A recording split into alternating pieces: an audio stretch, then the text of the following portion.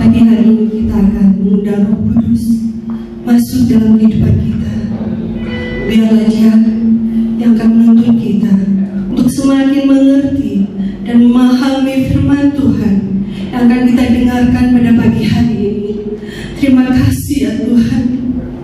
Datanglah ke dalam hati kami, ubah setiap kehidupan kami yang kita berdoa di depan-Mu Tuhan. Haleluya Yesus, haleluya. Haleluya Yesus. Terima kasih Tuhan.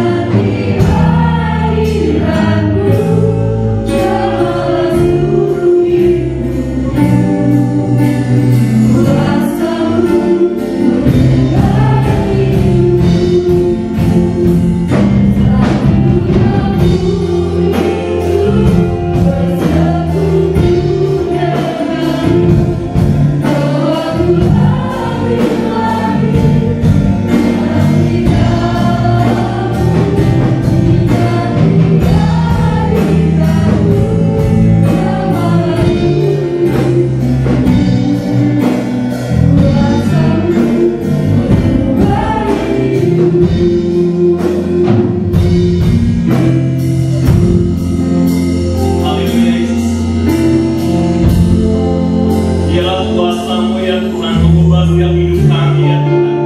Dan kami yakin dan percaya Tuhan, nyata bagi hidup kami, mengubahkan hidup kami.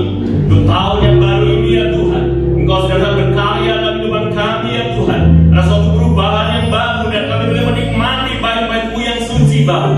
Terima kasih Yesus, terima kasih Roh Kudus, kemuliaan hanya bagi nama Engkau. Puji sembah syukur hanya bagi nama Engkau. Biar Engkau berfirman bagi kami ya Tuhan. Tuntunlah hidup kami supaya kami boleh mengerti, memahami ya Tuhan apa yang Tuhan inginkan dalam kehidupan kami. Bentuklah hidup kami supaya kehidupan kami boleh berkenan di hadapan Engkau.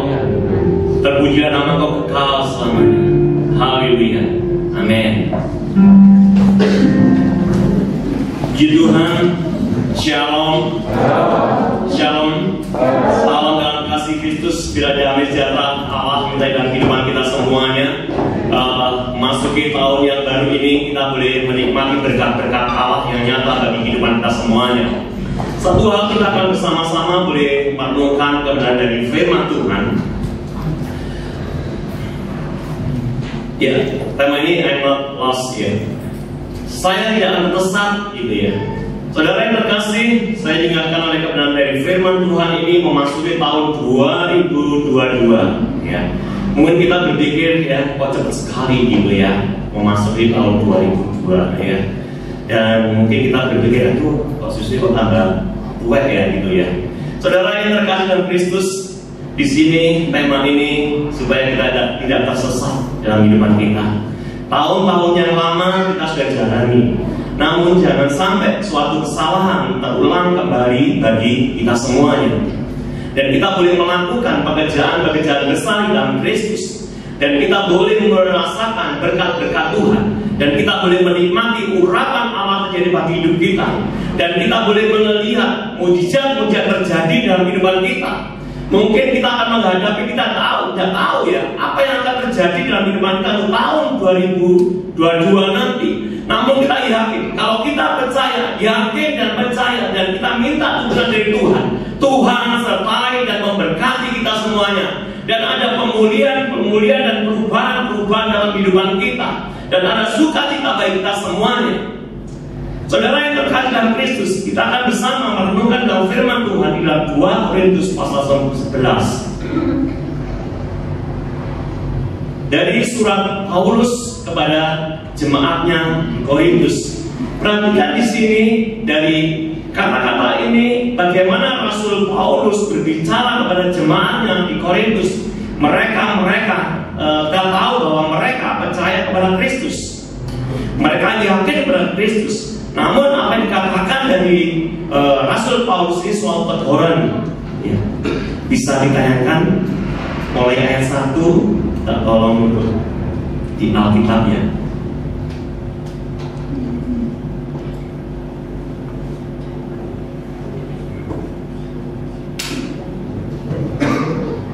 Oke. Nah, ya.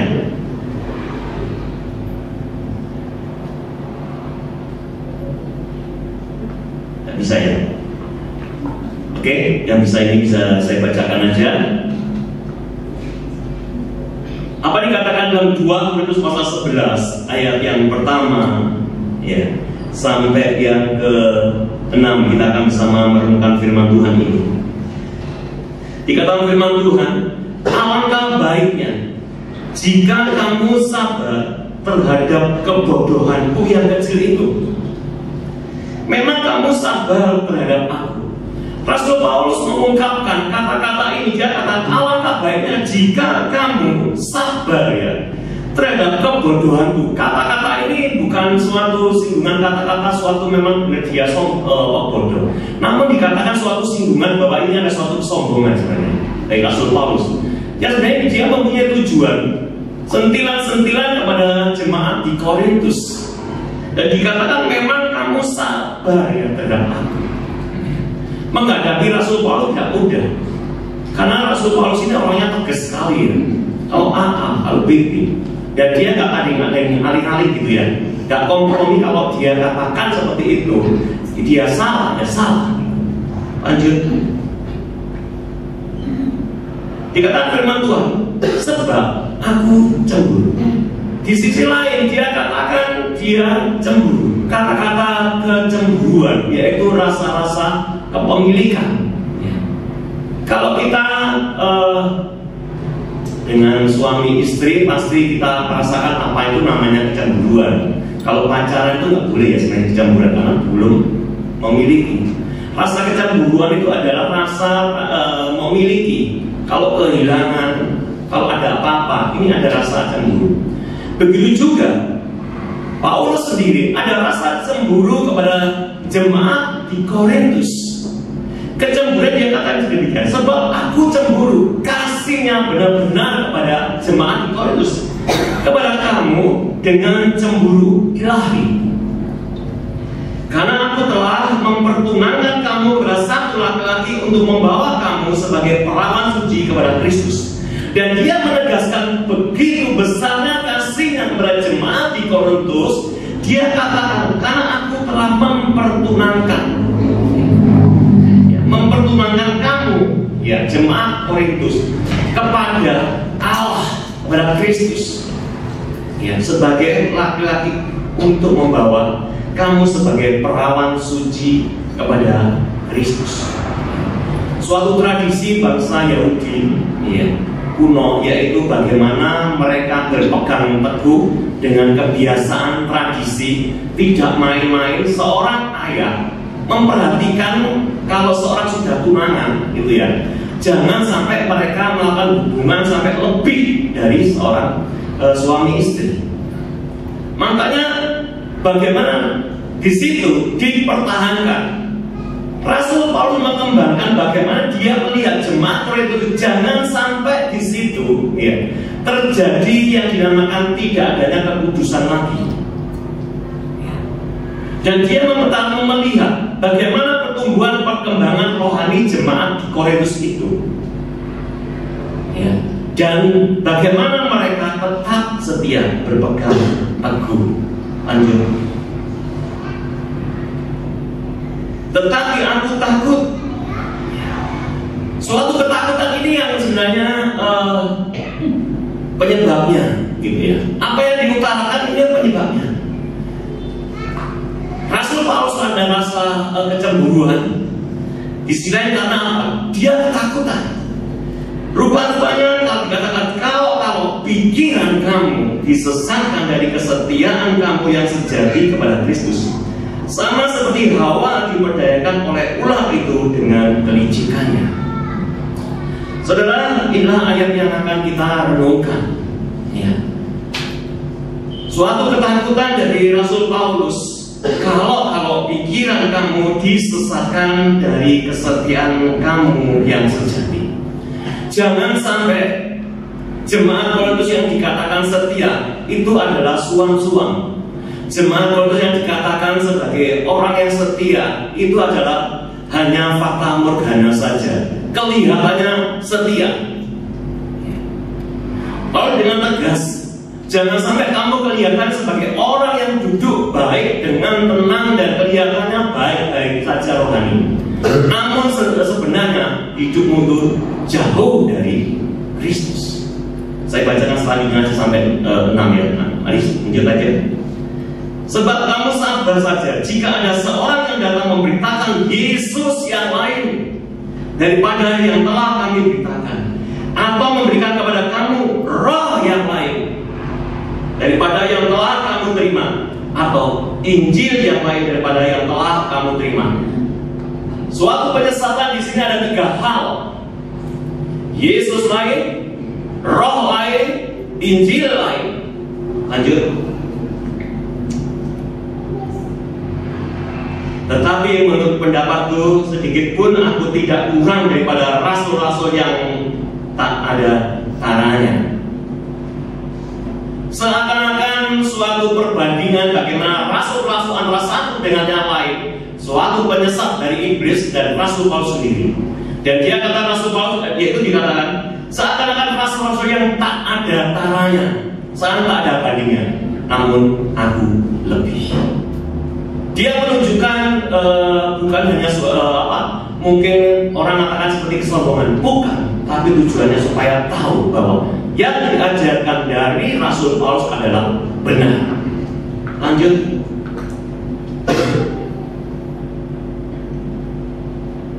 Jikalau aku kurang paham dalam hal berkata-kata, tidaklah demikian dalam hal pengetahuan.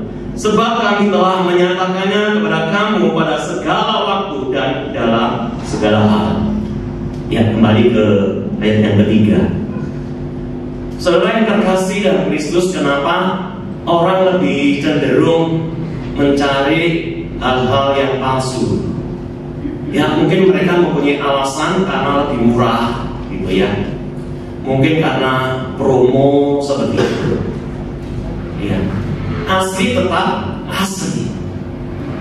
Saudara, memasuki tahun 22, jangan sampai kita sendiri lost. Jangan sampai kita sendiri tersesat. Jangan sampai kita sendiri salah melangkah. Banyak mungkin promo-promo membuat kita sendiri terpengaruh, terprovokasi, dan kita ikut-ikutan akan semua orang. Tapi jangan sampai kita melangkah tahun 22 justru kita salah arah. Kita mungkin pernah mengalami yang dinamakan tersesat. Ya, jangan sampai juga terhilang. Ya, saya pernah juga ceritakan ya. Saya pernah pulang dari teman anak-anak dulu pemuda-muda dari arah Dampit di apa ya, pantai apa itu, si Perak apa itu ya. Pulangnya saya karena sudah maghrib kebingungan ya, saya masih naik Vespa. Saya pikir belok ke Kredit gitu ya, ternyata salah, beloknya ke Wajak ya. Sampai Wajak baru saya kok bingung jalannya seperti ini ya. Akhirnya terus saya teruskan aja, terus saya coba ternyata juga gelap dan akhirnya ke pasar Wajak gitu ya, dan akhirnya harus kembali. Ya. Saya juga pernah dari Geno ya, saya biasanya suka nguyur, karena saya suka nguyur biasanya sering kali ke Gunung Kawi dan masuk gitu ya. Pernah juga sampai karena di situ ada orang hajatan, saya hanya belok sedikit aja, saya pikir hanya munyer, ternyata saya terus akhirnya kebablasan dan akhirnya ke jalannya bukan aspal lagi. Saya tersesat dan itu sudah batu-batuan ya, dan akhirnya pulangnya agak kemalaman gitu. Rasa kesesatan gitu ya, saudara yang terkasih, tahun 22 mari kita jalani. Jangan sampai tahun-tahun kemarin kita ulangi dengan hal-hal yang tidak baik dan tidak benar. Jangan sampai kita sendiri salah melangkah. Lanjut. Ya. Jadi apa yang dikatakan, tetapi aku takut kalau pikiran kamu disesatkan dari kesetiaan kamu yang sejati kepada Kristus, sama seperti Hawa diperdayakan oleh ular itu dengan kelicikannya. Lanjut. Kalau kita merenungkan, apakah sih perbedaan antara orang tersesat yang sadar bahwa dirinya tersesat dengan orang yang tersesat yang tidak sadar bahwa dirinya sedang tersesat? Apa bedanya? Ya, sama-sama tersesat.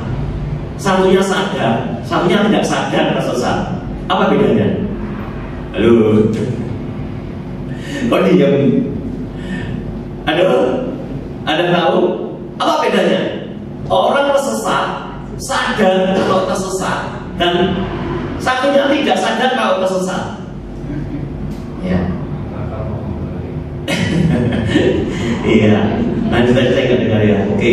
Ya, seorang yang tersesat dan sadar bahwa dia sedang tersesat, ya pasti tidak mungkin akan tenang. Ya. Gak mungkin dia tenang-tenang aja gitu ya. Wah, saya tersesat, saya terus tenang-tenang. Ya, ini bukan orang normal gitu kan, gitu ya. Tidak mungkin dia akan tenang gitu ya. Dia pasti akan gelisah ya. Pasti dia gelisah. Oh boy, dia bingung dijalani gitu ya. Dia akan gelisah dan untuk mencari apa, tuntunan gitu ya. Mencari rambu-rambu ya, seperti itu, dan mencari petunjuk dan tanda yang dapat menunjukkan jalan agar dia dapat kembali ya. Ya. Yang kedua, ya, alangkah sengsaranya ya jikalau kita sadar bahwa kita sedang tersesat dan ternyata tidak ada petunjuk atau rambu-rambu apapun untuk membuat kita kembali ke jalan yang benar. Ya. Yang ketiga, Tetapi yang lebih sengsara sebenarnya ya adalah orang yang belum sadar bahwa dia sedang tersesat. Ini yang bahaya, saudara. Ini yang perlu kita renungkan. Sebenarnya kita tahu bahwa kita itu sesat, bahwa kita belum sadar bahwa kita sendiri adalah tersesat. Dia berjalan dengan tenang, tak kekurangan suatu apapun, tetapi sebenarnya dia sedang berada dalam ketenangan dan jaminan yang palsu. Ya. Lebih celaka lagi bila dia terus tidak sadar hingga akhirnya terlambat untuk kembali ke jalur yang benar. Saudara, mari kita merenungkan dari renungan ini. Lanjut, bagaimana kehidupan kita pada saat ini? Dari versi New King versi dia, seperti yang dipikirkannya seperti itulah dia. Berarti segala sesuatu tergantung dari pikiran kita sendiri. Ya. Pikiran kita menjadikan suatu image bagi kita, suatu frame yang membuat kita sendiri sulit sekali berubah. Mulai dulu kalau kita pikiran kita salah, segala niat, motivasi atau tujuan kita seakan-akan benar, tapi apapun juga kalau pikiran kita sudah salah, pasti yang akan kita tuju pasti salah. Segala niat, segala motivasi, segala apa yang ingin kerjakan ataupun tujuan kita seakan-akan baik, tapi kalau pikiran kita sendiri sudah salah, pastilah kita akan mendapatkan apa yang dinamakan kesesatan atau salah melangkah. Lanjut, bahwa kehidupan ini kita memiliki apa yang dinamakan suatu tujuan. Ya, ternyata hampir semua orang memikirkan kebahagiaan sebagai tujuan hidup. Manusia ada untuk menikmati apa yang dinamakan kebahagiaan. Siapa nggak suka bahagia? Siapa nggak butuh namanya duit? Semua butuh. Hamba-hamba Tuhan aja butuh yang namanya duit. Kalau nggak ada duit itu bingung juga. Kita butuh akan semuanya itu. Dan apa yang dibutuhkan hanya itu kebahagiaan. Kita butuh apa yang namanya kepuasan dan kenikmatan hidup. Persoalannya yaitu manusia seringkali tidak memahami apa yang dinamakan kebahagiaan. Kita bisa membaca dalam arti bahagia apa yang Yesus katakan, berbahagia orang miskin dan Tuhan. Kata-kata bahagia di situ berarti apa? Kebahagiaan itu berarti apa? Mengetahui dengan diri kita sendiri. Siapakah diri kita? Apakah tujuan hidup kita? Apa warna arti hidup kita sendiri? Ya. Mereka juga tidak mengetahui bagaimana mencari kebahagiaan. Atau benarkah kebahagiaan perlu dicari? Ya, saya suka sekali dengan jalan-jalan touring gitu ya, kemana-mana ya dengan bapak itu suka sekali gitu ya. Wah, suatu kepuasan. Tapi setelah itu pulang capek, nggak ada kebahagiaan lagi gitu ya, sangat terbatas. Saya katakan bahwa manusia dikatakan berhasil mencapai suatu tujuan dalam kehidupannya, yaitu ketika kita bisa mempermuliakan nama Allah. Kita bisa bahagia, kebahagiaan itu hanya di dalam Kristus. Kita bisa bahagia karena apa? Kita bisa benar-benar mempermuliakan Allah. Dan itu adalah suatu doktrin utama bahwa tujuan dalam kehidupan kita sebagai orang yang percaya, yaitu mempermuliakan nama Allah. Lanjut.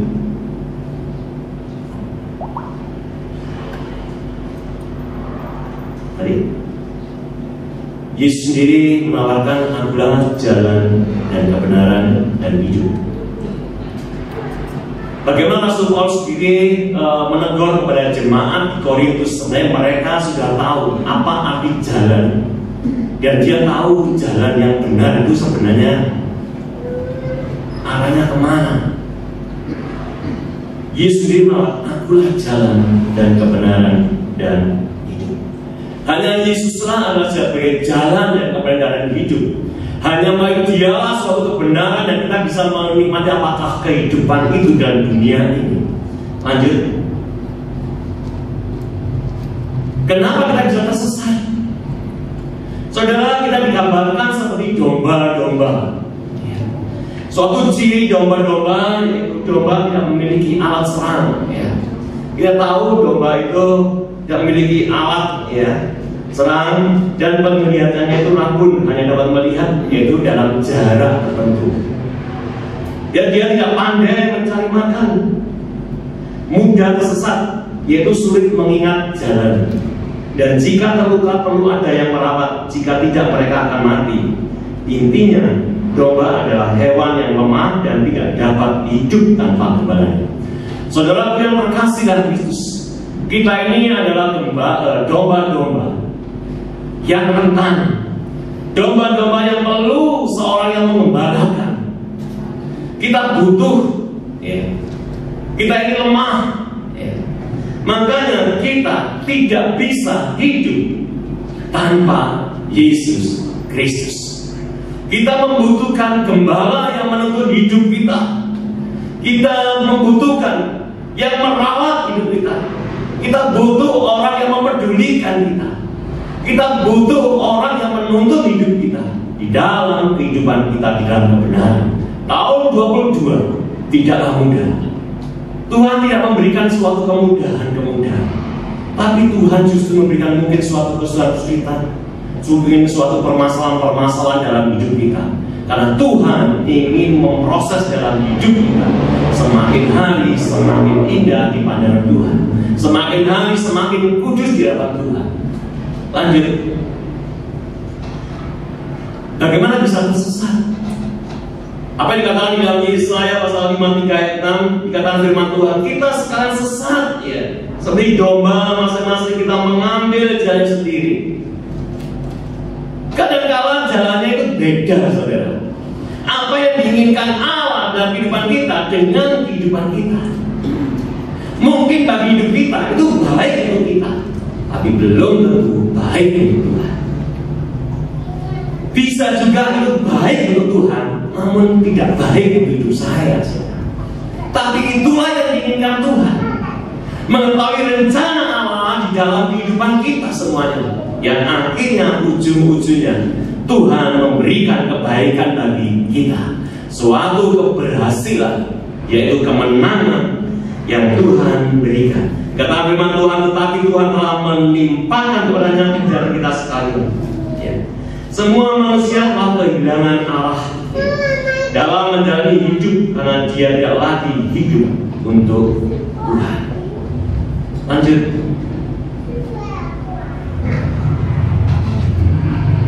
Saudara, bagaimana arah hidup kita untuk tahun 22 nanti? Saya menggambarkan di sini suatu tujuan gambaran Di sini seperti anak-anak panah yang kita lemparkan. Suatu tujuan yang harusnya tepat di titik yang tepat. Andaikan hanya 1-2 derajat saja, apakah bisa tepat?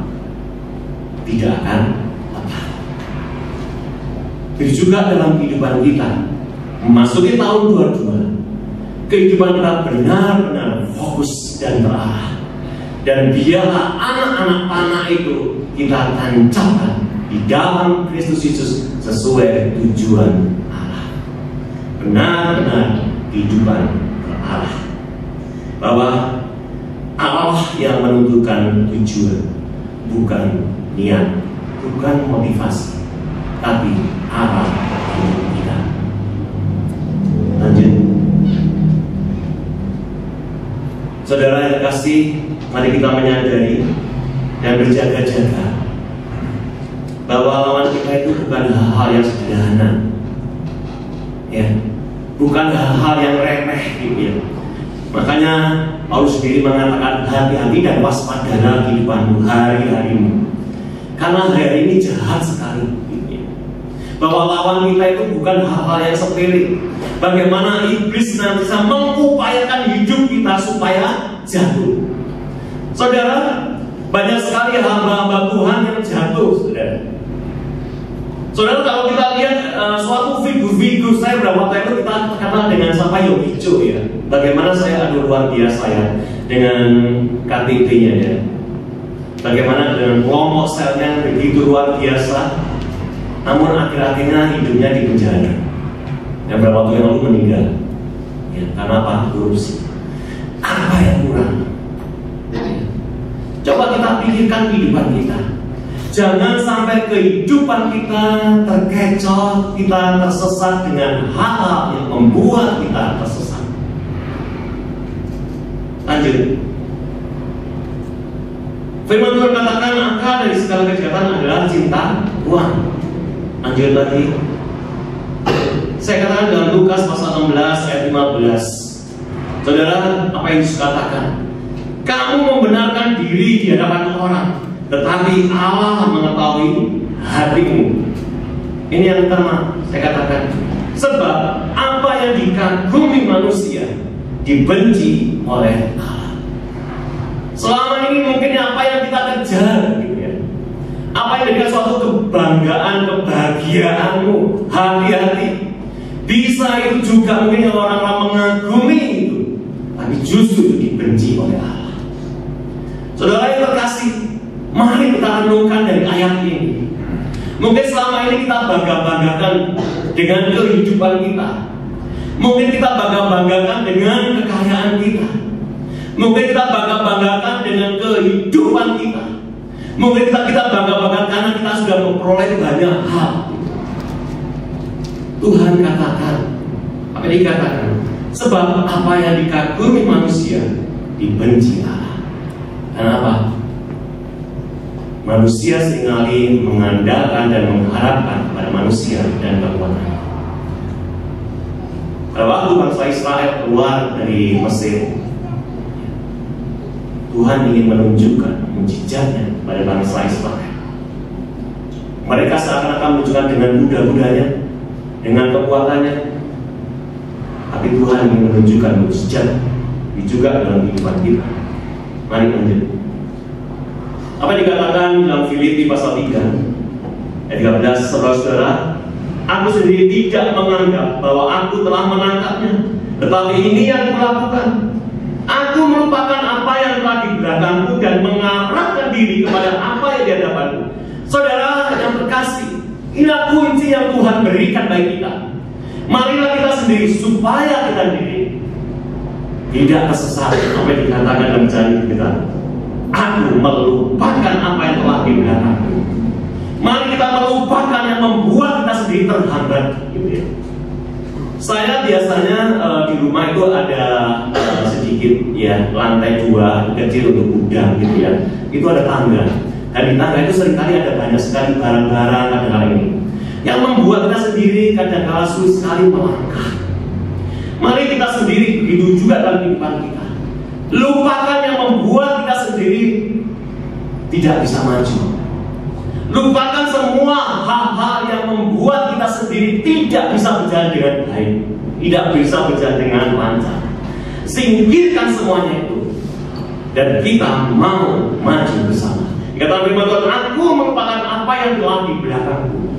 Setiap keburukan, setiap hal-hal yang membuat kita sendiri, kehidupan kita tidak bisa menjadi seorang pemenang. Dan dikatakan dan mengarahkan diri kepada apa yang di hadapanku.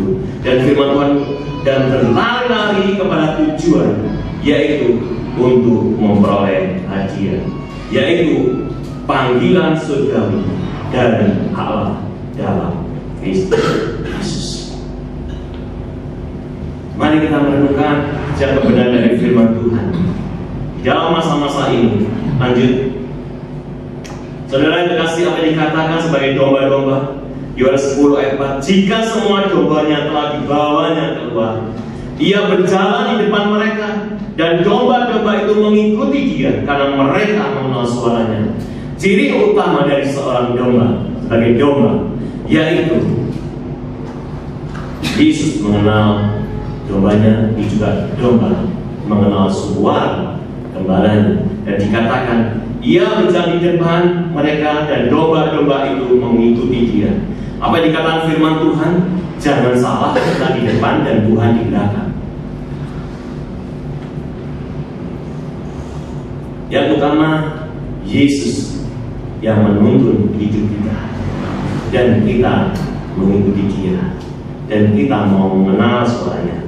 Lanjut, kata firman Tuhan, Yohanes 10, Akulah gembala yang baik, domba-dombaku mendengarkan suaraku, dan aku mengenal mereka, dan mereka mengikut aku, dan aku memberikan hidup yang kekal kepada mereka.